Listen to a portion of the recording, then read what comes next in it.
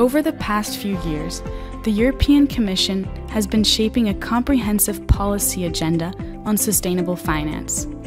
That's why Arendt's ESG team has developed a series of videos to raise awareness and build knowledge. If you saw a previous video on the taxonomy, you will be familiar with the concept of the taxonomy and the TSE.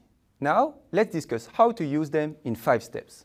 The first step is to check if any of the activities pursued by a given company are covered by the taxonomy and its delegated acts.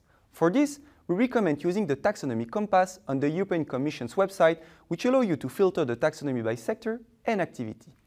If activities are covered, the second step is to check whether they meet the substantial contributions TSE. Let's revisit our example of electricity generation from hydropower. For this activity, you can prove a substantial contribution to the climate mitigation objective with either of the criteria on your screen. The third step is to check for harm to other objectives.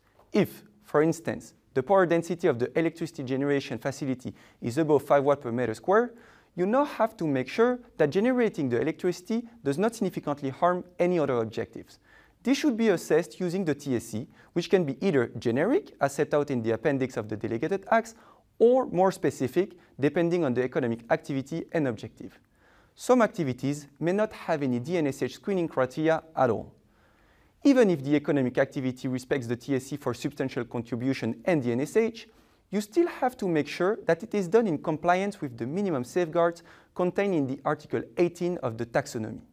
Among others, these include the OECD guidelines for multinational enterprises. Finally, once all this is done, you can calculate the company's alignment with the taxonomy based on various KPIs like turnover or CapEx. As you can imagine, for the taxonomy to work well, actors will need to have much more and better non-financial data on companies. This means increased transparency and reporting obligation for all, including financial market participants. And that is the topic of our next video. In the meantime, we invite you to contact us if you would like more information on the topic and how our ESG team can assist you.